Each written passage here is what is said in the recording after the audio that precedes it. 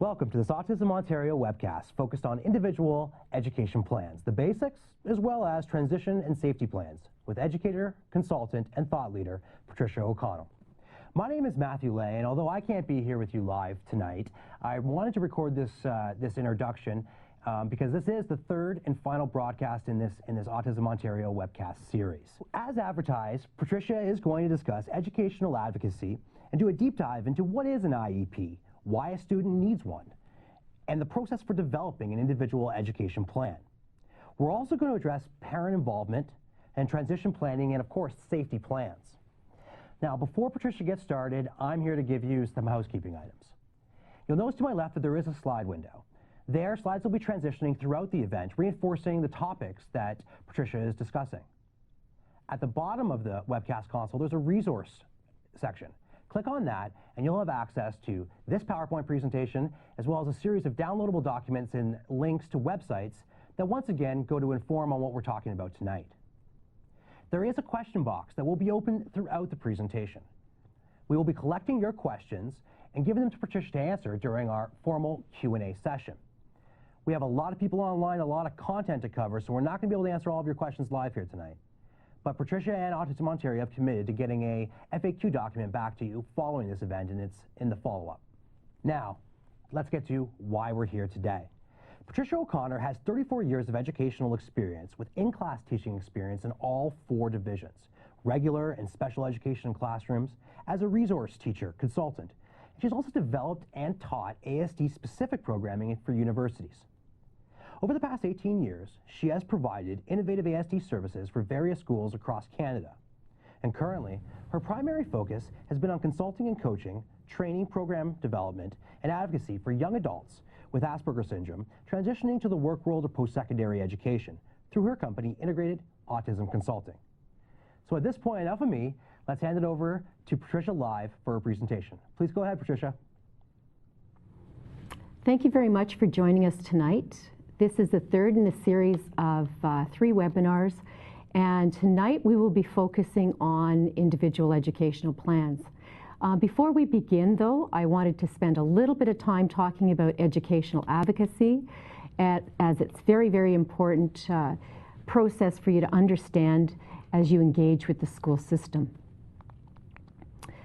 Why is advocacy necessary? Well, there's many reasons why you need to get involved with your student's education or your child's education, but here are a few. More and more students in every class these days requires special education support. As you know, there's higher numbers of children being diagnosed with autism spectrum disorders, and honestly, since there's so many children that require support, there is a competition for limited resources.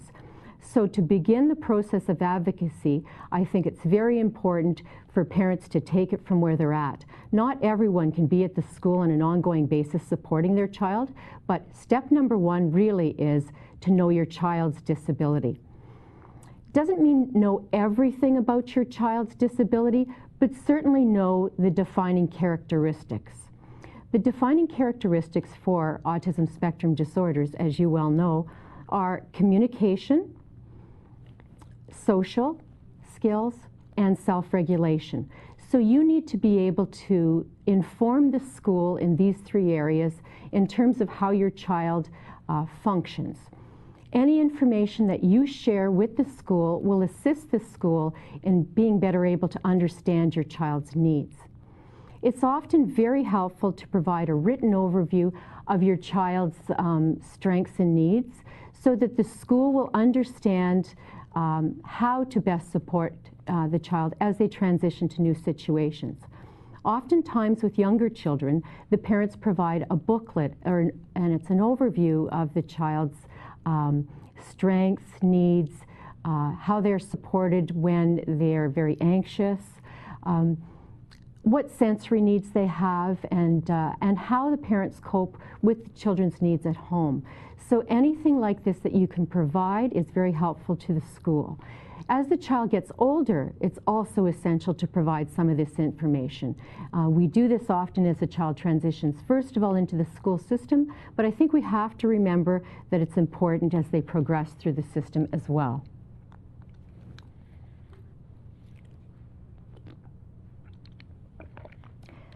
couple of weeks ago, Ed Mahoney did an excellent presentation on the IPRC process, and he began the discussion of how to advocate for your child.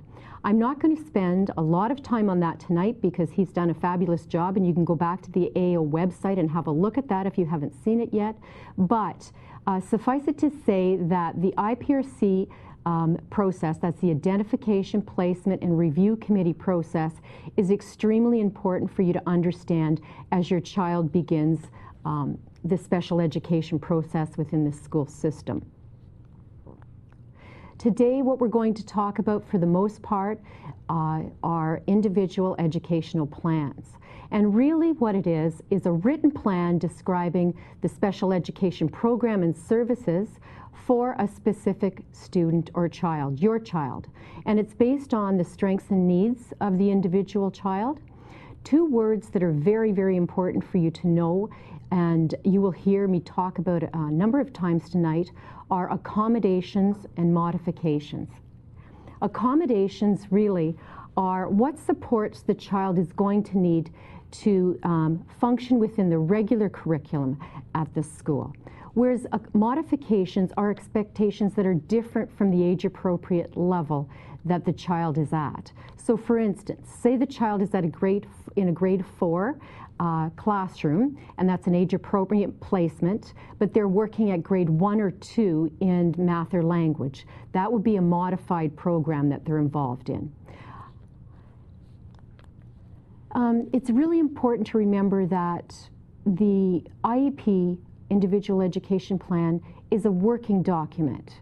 And within this document are alternate expectations as well. So if the child is not able to function within the Ontario curriculum, the school system makes a plan for them to grow and learn as well. And that could be in the area of social skills, it could be in the area of life skills. They may need toileting support, they may need support for dressing.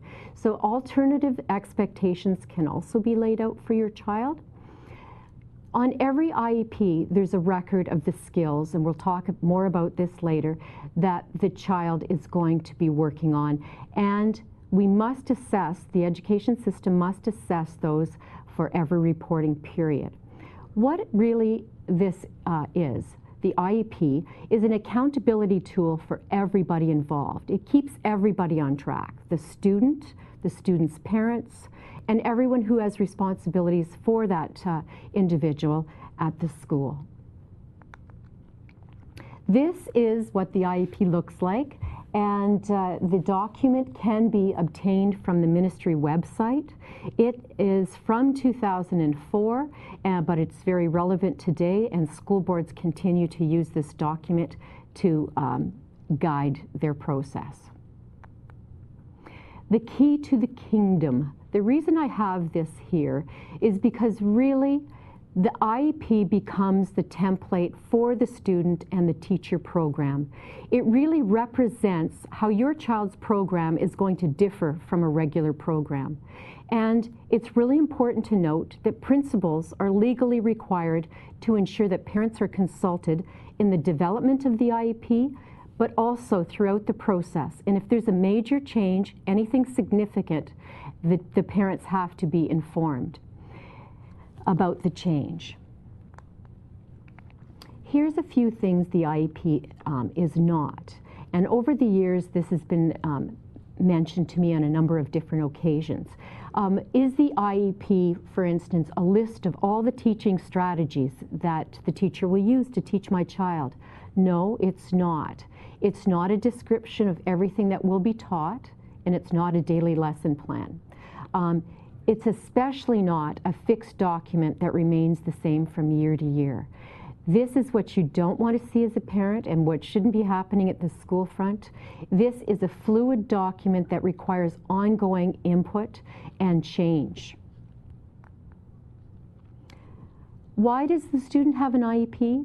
Really because it is a ministry regulation that every child that has gone through the identification process requires an IEP within 30 days of that IPRC date.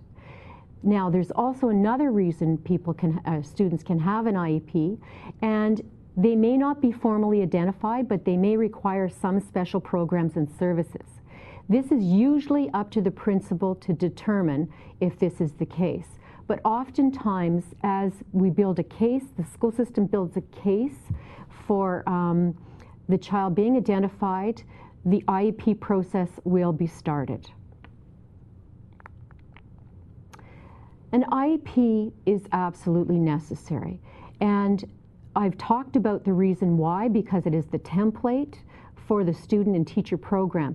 If you have no IEP available, then you have no way in which to discuss with the school what your child's strengths and needs are. I mean, you can discuss them, but nothing may happen.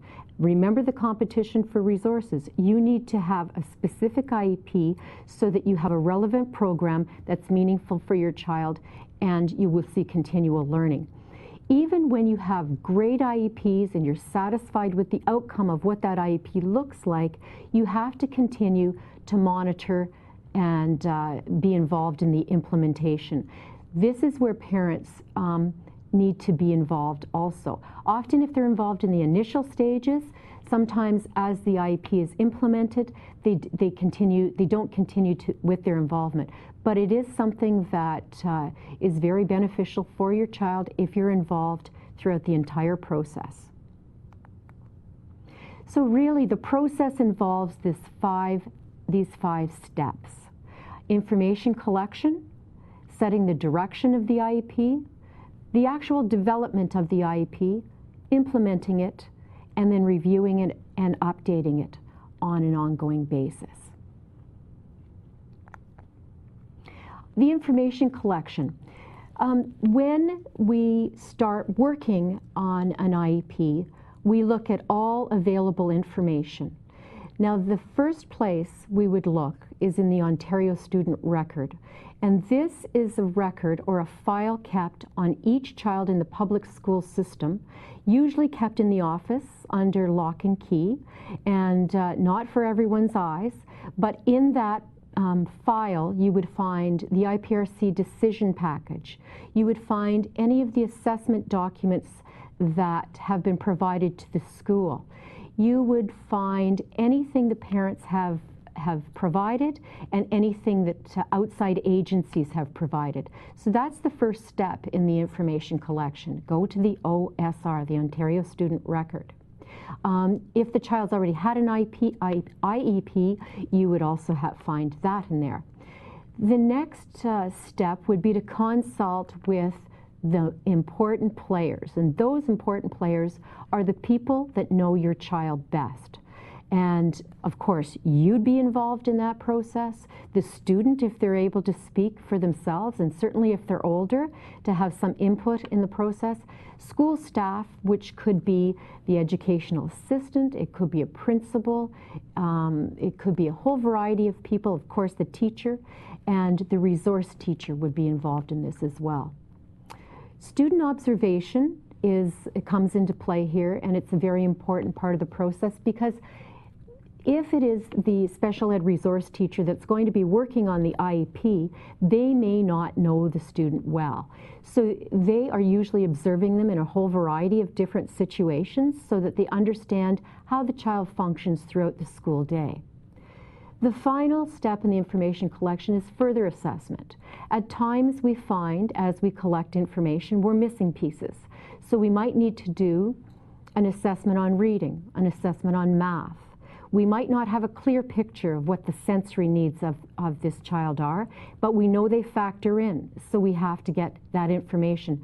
So it will be added to the information collection process, and it will make the IEP more relevant. Setting the direction. As I talked to you a few minutes ago about, the collaborative team is always the parent, the classroom teacher, the special ed resource teacher, if there's an educational assistant, and anyone else who can contribute to assisting with this process. They begin working on the IEP and really focusing, hopefully in all cases, on the student's strengths as well as addressing their needs. You want to find out what this student is really good at.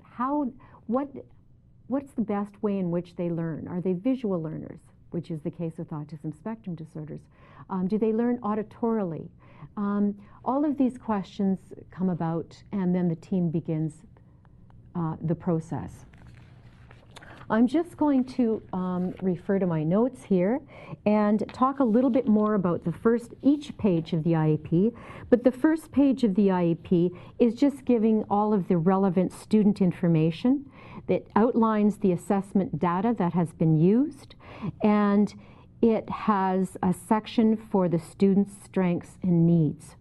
When we're talking strengths and needs, we want to identify 2 or 3 in each area. And the child may have many more strengths and many more needs, but the reason I'm saying this is because when you get to the next step of this process, you want to hone in on the learning expectations and really work with these strengths and needs. And if you have too many, it's an overwhelming task. It's not that you can't get to others later. In terms of the development of the IEP, here's the areas that are focused on as we develop the IEP. And instead of going through each one of these areas, I think we'll work through the document that is coming up here. Very important page on the IEP because it differentiates between whether your child is going to be in a modified program in certain subject areas, whether they're going to be in an accommodated program, or whether they're going to be in an alternate program. And I had mentioned this before, but once again, it's very important here to understand the differences between these 3. So modified, accommodated, and alternate are all areas that you have to clearly understand. Accommodations are listed below, and what is really important to remember about accommodations is really that they're supports. They're general supports. So your child can function within the regular program with supportive strategies that help them move forward. Instructional accommodations, environmental accommodations, and assessment accommodations. These 3 areas may be the only thing that you see on your child's IEP, all right? It may be 1 page, and this is attached to the IEP, and that would mean that the child is involved in all regular components of the classroom program, but requires some accommodations or supports in order to stay in that situation, okay? On this page, individualized equipment is mentioned because many of our students have computer equipment that they're using or other kinds of individual equipment. It's listed here. And there's some discussion about provincial assessments. Sometimes people with special needs can do sections with accommodations. Other times they're exempted because they're not able to do that. So that is page 2. And page 3 is really, I think, what you call the meat and potatoes of the IEP. This page outlines expectations that are different from the Ontario curriculum. It outlines the level the child is working at, that will be different from the grade that they're in, and it very clearly outlines a goal, an annual goal for the year, and then breaks that down further into learning expectations. And those are usually done by term, so that you clearly see in term 1, the expectations for this child are the following. And attached to that in the middle column is what are the teaching strategies, generally the teaching strategies that will be used to teach your child the expectations that are laid out. And in the third column, you have assessment methods. And the assessment methods are how your child is going to be evaluated.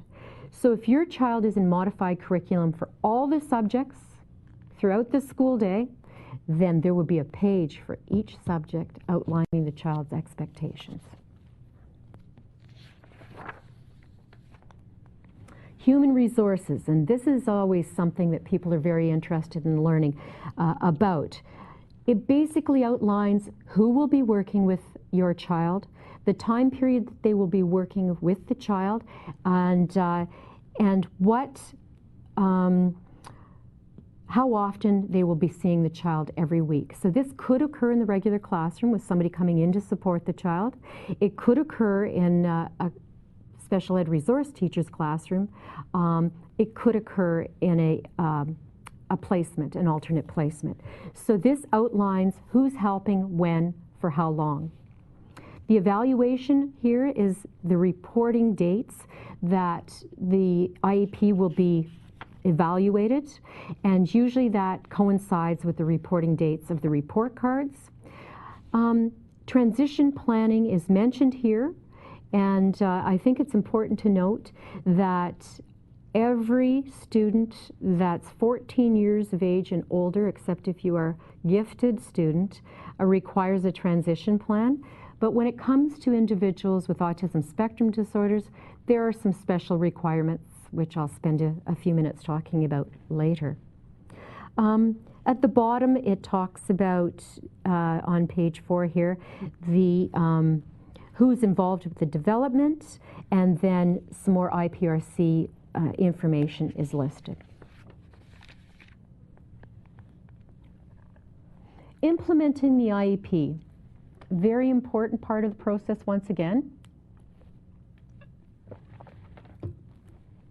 because once the IEP has been completed, the school is required to share the information with parents, and school staff obviously need some training with it, other professionals, and with the student, and then get the IEP underway as soon as possible so that the child has a specific program dealing with their needs and their needs alone. The continual assessment, I can't overemphasize this, needs to be ongoing so that we see if the child's meeting the expectations that have been laid out for them. We can change the expectations at any point in time. Parents, with parent input, schools can do that. Or if the school feels that this is not a goal that the child is going to be able to meet after working on it for the first couple of weeks, seeing that the goal might be too lofty, breaking it down further. All of that happens on an ongoing basis because it's necessary for the child to be working at relevant programming expectations. And we talked about reporting to parents, which is on a very regular basis and connected with the reporting period.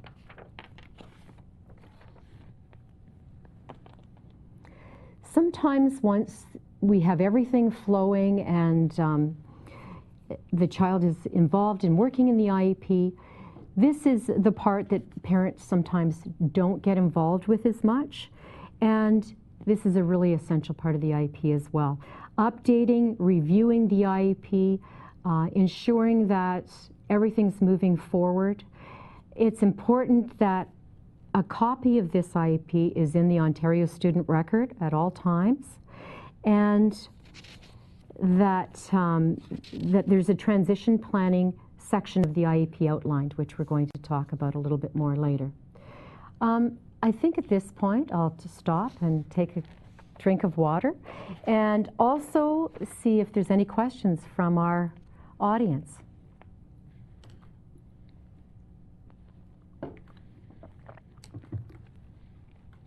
So the first question tonight is, when do parents get involved in the IEP? Great question, and I think my answer is the sooner the better. So as soon as you have information that you want to share with the school, usually before the IPRC process, you are involved with the school because you're providing a lot of information to the school to ensure that they're prepared for the IPRC. So I think probably this is a question of when do you get involved with the school period.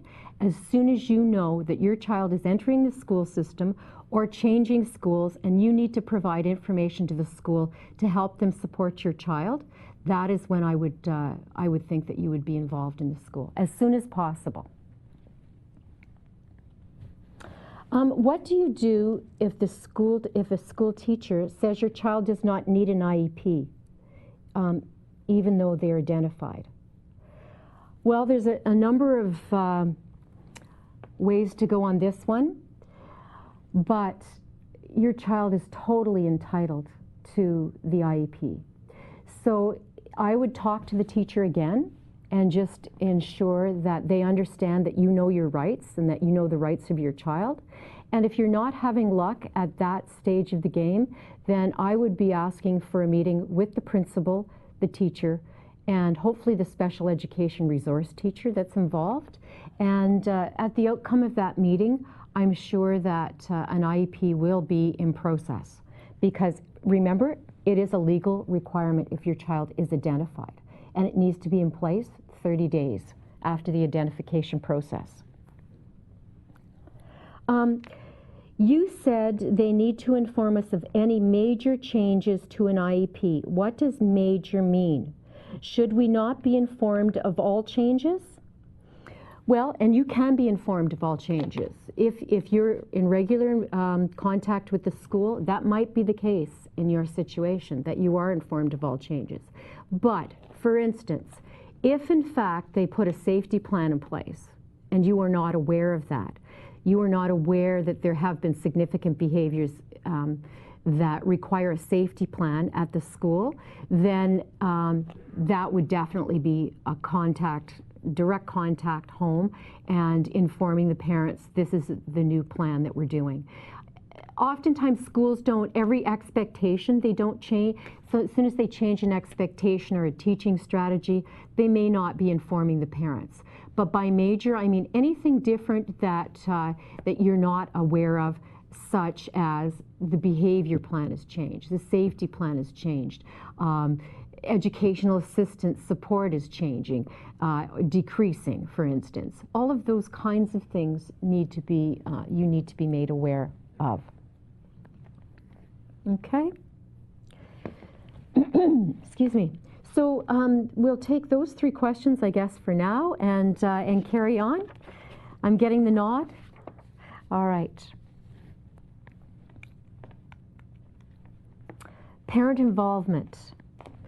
A couple of quotes here from different documents that I think you really need to be aware of. The first one, open communication and cooperation between home and school will also ensure that the two have similar expectations with respect to the student's special education program and services. Anytime I've seen things go off the rails, not anytime, sometimes when I've seen things go off the rails, it's because the communication between home and school has broken down. So if in fact home and school are communicating from the earlier stages of this process, usually you don't have major issues because both are on the same page in terms of understanding how this process is going to work, what expectations are laid out, and how they will be followed through on. It's really important to cooperate, to have these two groups cooperating right from the get-go. The other part of parent involvement that you've heard me say already tonight, but I'm going to say again, is principals are legally required to ensure that parents are consulted in the development of the IEP. This is usually in the way of, it might not be a meeting, it will be for the first one, I'm sure, but every year, usually documentation comes home for the parents to give their input, or the resource teacher will contact you, or the classroom teacher will talk to you. Somebody will request your input as you go through each of the reporting periods, and certainly at the beginning of the year when a new IEP is being developed.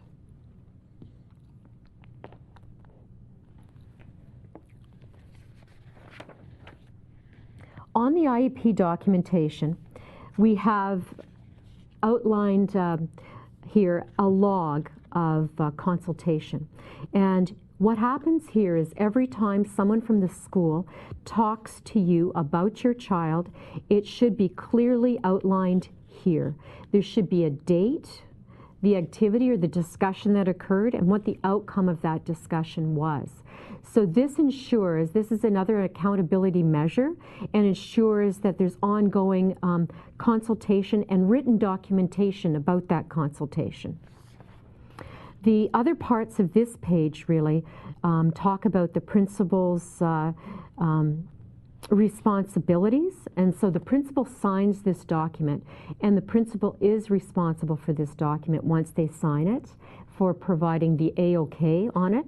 And also there's a involvement of the parent checklist here to ensure that that has occurred.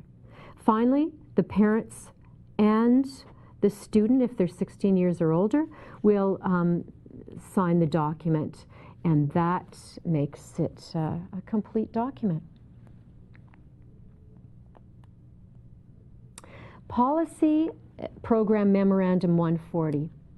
I wanted to spend a little bit of time talking to you today about this policy because it is very relevant for parents and students with ASD. So this was completed in 2007, and it was in response to the recommendation of the Minister's Autism Spectrum Disorders Reference Group, which was a group of experts that got together and provided the policy framework to support the incorporation of ABA, which is Applied Behavior Analysis Methods, into the school board's practices for students with autism spectrum disorders. So this document has a great deal of relevance for the children that we know and love with autism spectrum disorders. And I just wanted to talk about the requirements. There were two major requirements in this document. The first section had basically four concepts. The first was that the program must be individualized, that when you've met one child with an autism spectrum disorder, you've met one child. And they were trying to ensure that it wasn't a cookie-cutter approach to IEPs, but that each IEP was individualized for that specific child. The second was that positive reinforcement be utilized in the teaching strategies. And we know as parents and teachers of individuals with ASD that positive reinforcement really is an extremely important teaching strategy, that they respond very well to it, and that is one of the significant strategies that we use. PPM 140 also outlined the data must be collected and analyzed, and I'll show you where each of these things should be on the IEP. And the final point of requirement 1 was that we have to make a specific focus on generalization of skills. Individuals with ASD have a great deal of difficulty generalizing skills to different environments. And so when we're teaching them, we have to ensure that we're practicing in a whole variety of different environments so that they will generalize their skills adequately. So that's basically requirement number 1. And on the IEP, this is where you'll find each of those. Under teaching strategies, you'll see also that since that point, observable and measurable goals since 2007 were also set out. And really what that means is that the goals have to be SMART goals. And I'm not sure if you've heard about that before, but they have to be specific, measurable, attainable, realistic, and time limited. Okay? The generalization of skills can be seen under both expectations and teaching strategies. And of course, under the assessment, you would find data collection methods and the use of how you're going to use that information. So that is where you will see those requirements in the framework of the IEP. Transition plans was requirement number 2. We know that individuals with autism spectrum disorders need a lot of preparation for transition. And so what PPM 140 did was recognize this fact. And it basically said transition planning is extremely important for this population, not only for the small transitions that occur every day in the course of the day, but also for major transitions. And by major transitions, I mean from preschool into the school system, from elementary school into secondary school, and from secondary school into life.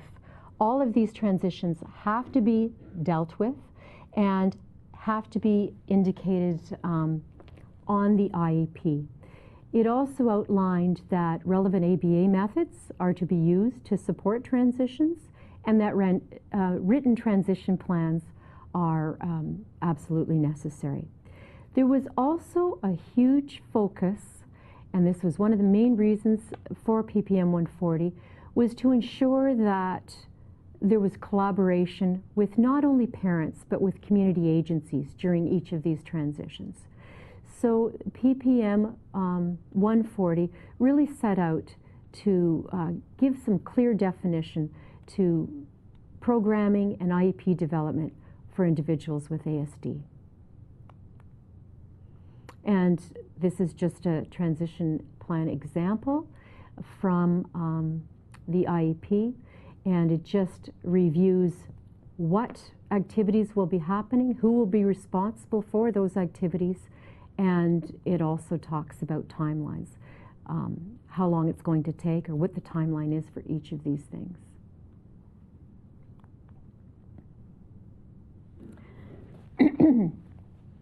Excuse me. Safety plans. We wanted to spend just a few minutes on safety plans tonight because I know that many people have questions about that, and we don't have a lot of time to get into the details of this, but I do think it's important to talk about what a safety plan is. Really what a safety plan is a way in which to deal with a crisis situation that's written out, that's going to be consistent, and it is a reaction to an intense, and I would say a temporary, hopefully a temporary situation. The reason boards need to have safety plans in place is because they have a responsibility to ensure the safety, a safe environment for students and staff alike. And there is legislation through the Ontario Health and Safety Act to ensure that they do this. So we know that only a very small number of students with special needs display behaviors that present ongoing safety risk to themselves or others, but we need to, when we're at the school end of things, ensure that everybody is kept safe, the child as well as the staff. And sometimes personal protective equipment is provided to ensure that's the case. I think what we have to remember, though, the goal is the protection for all involved, and this is just a quick fix to deal with the crisis in the moment, and there is really no long-term educational benefit to this. I think it's also really important to remember that the crisis management or the safety plan by itself is not a behavior plan. We have to ensure that a behavior plan is in place to help the child regulate their behavior and find different ways in which to function in the world, because the way they're functioning right now is not working for them. So crisis management, safety plans, not to be considered the behavior plan, I think is the most important message here.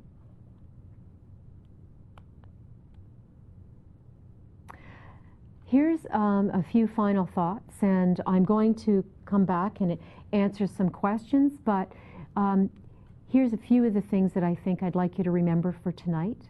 That parent advocacy is an essential skill, and that doesn't mean that you have to dedicate your life to being at the school and ensuring everything's running smooth for your child, but it does mean that you provide all documentation that will support your child in this setting, as well as have regular communication with school staff, and just make sure that the school understands the needs of your child. I think that's really important because you are the experts on your child. The school is getting to know them all the time. Every year there's new people involved.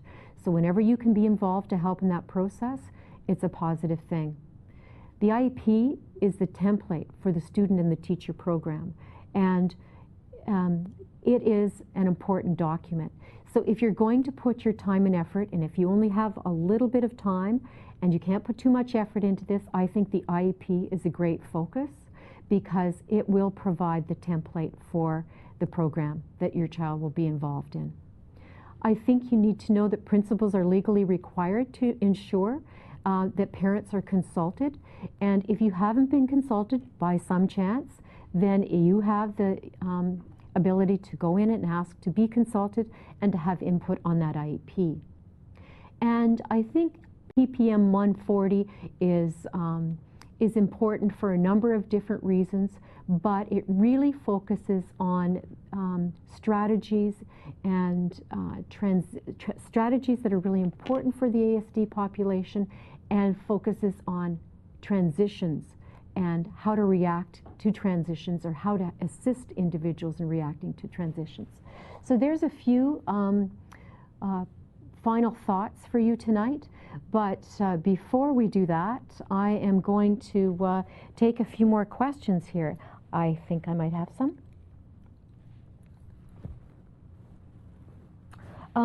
One of the questions I have is, where did you get the IEP template? Do all school boards use this as the template? Does it look like ours? Okay.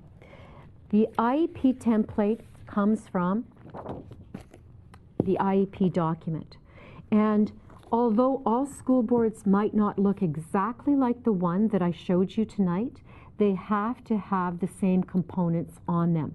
So what I'm suggesting that you do is get a copy of this downloaded from the Ministry of Ontario Education site under Special Education, and have a look at this template and compare it to yours.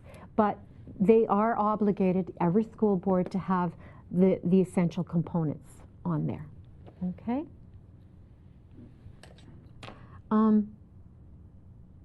What happens when the school indicates that you don't need to be part of the IEP process? You do need to be part of the IEP process. So if the school, it depends on who's saying this at the school. If it is the school team as a whole, if it is the principal, as well as the teacher, as well as the special ed resource teacher, and you've actually been told this in a meeting, then I think that you probably need to go and talk to a superintendent, because in the chain of command, the superintendent would be next. But it is absolutely your right to be at the IEP table and to ensure that, that you have input into that IEP.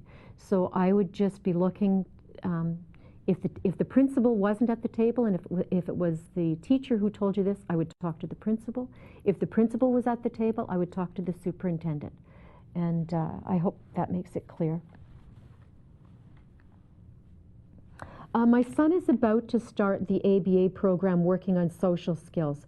Does his IEP need to be changed to reflect the new goals?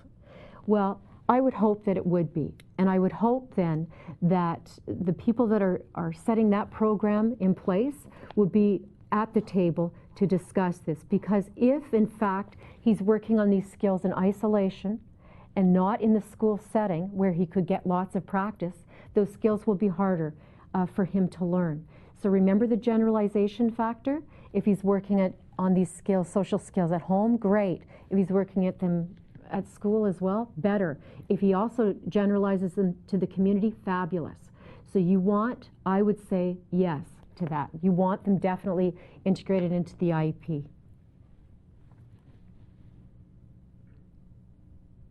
Does transition plan include small transitions during the course of the day? Example, activity to activity. Our school only uses a section for transition to next grade.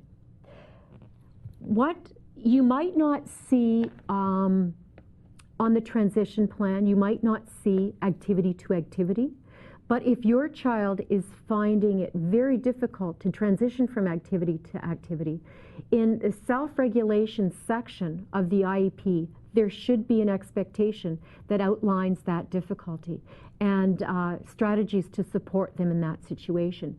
If in fact this school year, activity to activity doesn't seem to be a major concern, then it might not be there, but it certainly can be under the self-regulation expectations. There is no section on the IEP for my signature, only the principal's signature. Should it be on the actual IEP document or can it be on a separate form? It needs to be on the actual IEP document. So that is a bigger issue because that's probably a school board issue, or in fact maybe you didn't get the full document and I would ask to see the page where the parents signed the document. Yes, it should be there. You said home and school communication is important. Do you recommend this be a consistent meeting, email, or communication book? Other. Ooh, this is a loaded question. I think you should have consistent meetings, but schools often, you know, back to the competing interests, don't have time for consistent meetings once a week, kind of consistent, once every 2 weeks. If there are issues that need to be addressed, I would definitely ask for a meeting because I don't think a phone call communication, any other than face-to-face really is the way to go here. I would ask for a meeting and outline what you consider your issues to be. Homeschool communication books are good to a point, but it depends on what's being communicated there. And I always say to both home and school, be very clear in terms of the information you need. We don't want the school, as a parent, sending home a litany of issues that have occurred throughout the day. That does no one any good whatsoever. So it's really important what parents want from the school and what the school needs from the parents. And I also think it's, this is opinion now, pardon me, a waste of time for somebody to spend a half an hour a day writing down reams of information when it could be a checklist and just document exactly what's needed on both sides. Because that half an hour then is that half an hour taken away if the child has an educational assistant from your child and you know, focusing on that written document. I think it's best spent with the child learning new skills. And so that's why homeschool communication, you need to be careful. Email, oftentimes misunderstandings on email. So as I say, any important issue, I would be asking for a meeting. And I think I answered that question. I was told because of privacy concerns, not all teachers have access to the IEP. Do they? Absolutely. If you're teaching that child and you're involved in that child's school life, you need to have a look at the IEP. Even if it's only accommodations that are on there. Maybe it's not learning expectations regarding the grade or the subject that you teach. You need to be aware of the child's strengths and needs, the assessment information. That's how you make the most relevant decisions in terms of programming. So all teachers have access to that.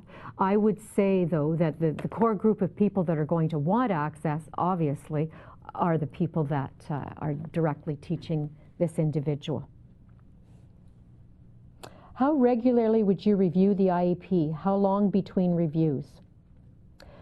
Good question. I would think the IEP is reviewed every reporting period. So as that IEP comes, or as that report card comes home, there's a review of that IEP.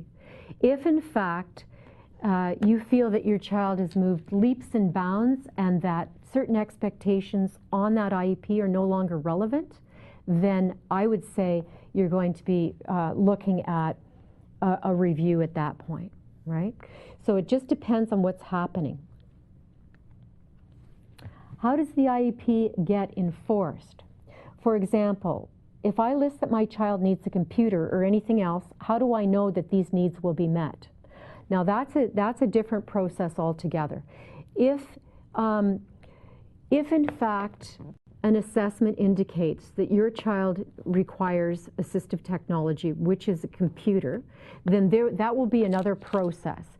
If you can list, I guess, as a parent, whatever you might think would be relevant on the IEP or on the IEP consultation form, but schools can't automatically go, instant computer. So there is a whole process at school boards that work towards assistive technology, but you need to have that discussion with the school, because first and foremost, you need an assessment from someone indicating that this is a necessary, absolutely necessary piece of equipment for your child to function in the school setting, right? So back to the school for more discussion on that one.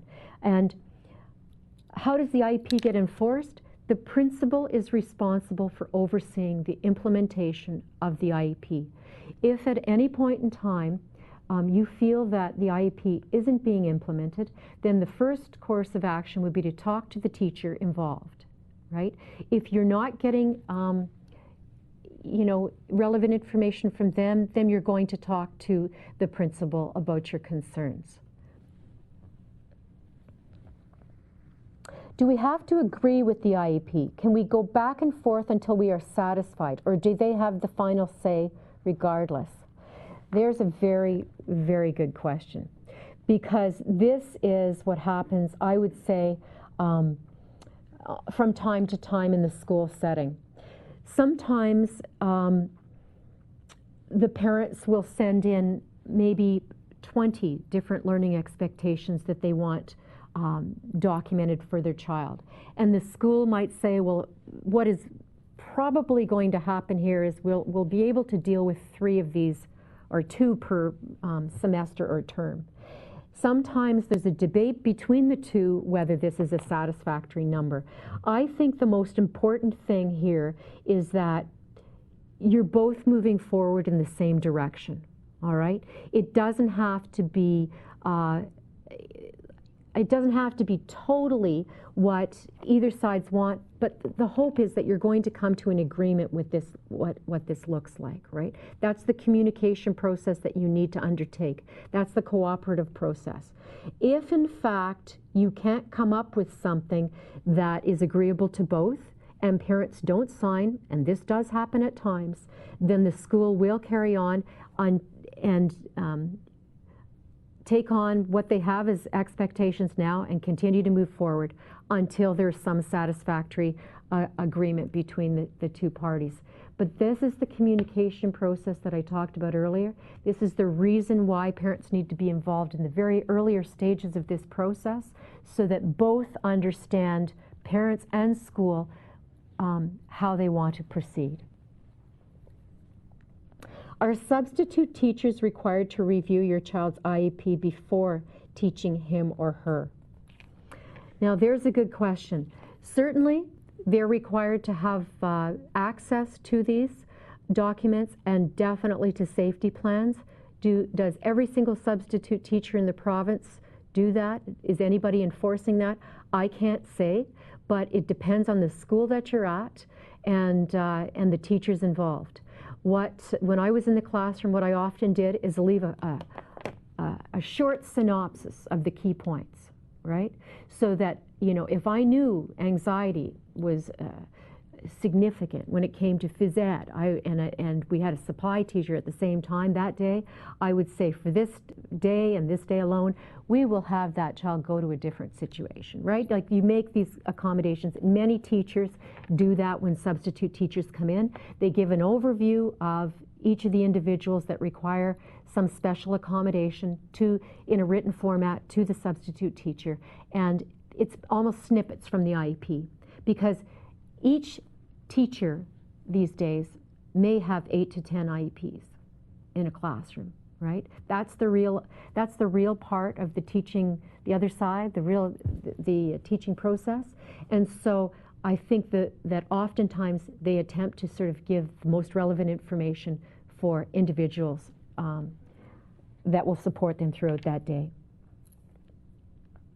Should the sensory diet be part of the IEP?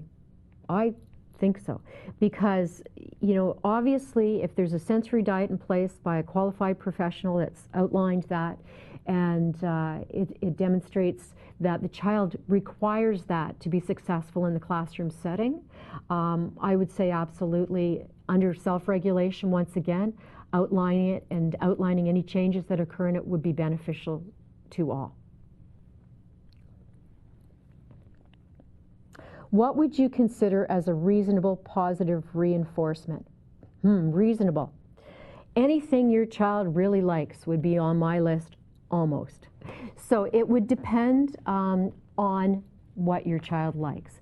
So I would be doing a reinforcement inventory at the home front and at the school front, and coming up with a whole selection of things that the child will work for. So you want to keep some of those things for really hard tasks. You want to have a lot of different positive reinforcers for regular working tasks throughout the day. But you need to be talking, home and school really need to be talking to see what turns this kid's crank, what makes them work hard, and changing them up a lot. Because one thing I found is that many kids with ASD love technology, right? They love, love, love technology. But if they're on computer every time as a reinforcer, that fun meter is going to run out pretty fast, and they won't be working as hard as they used to. So they get satiated, that's called. So you have to have a whole variety of reinforcers to help move the child through the school day. Our IEP does not have environmental accommodations. Is that allowed? Our son obviously needs them. I would suggest some environmental accommodations that you think would be necessary.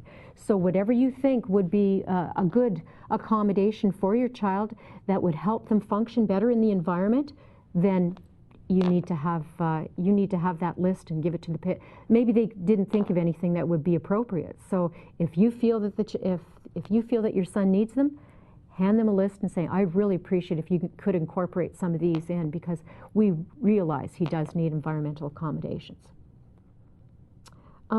Should physical restraint be part of a safety plan? Physical restraint. Anybody that's involved in any kind of physical restraint, I think you're well aware of the fact that they have to have nonviolent crisis intervention training, and that it is not a part of a behavior plan, but a response to the crisis situation that we talk about. It can be, but let me say this, it should be always the last resort.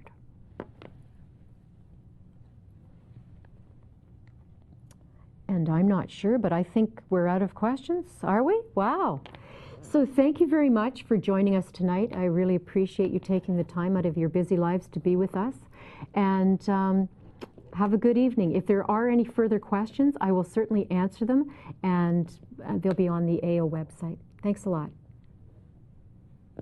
Thank you so much, Patricia. That really was a great presentation. And for any of you who didn't get your questions answered live tonight, they will be answered in the FAQ document we've committed to getting out to you. Now, if someone you know may have benefited from this presentation, or you want to go back and review some of the comments that Patricia made tonight, This event will be archived shortly on the Autism Ontario website, along with the other 2 webcasts in this series. So that's all the time we have. On behalf of Patricia O'Connor, Autism Ontario, and myself, I'd like to thank you for your participation tonight, and we look forward to seeing you at an upcoming Autism Ontario event.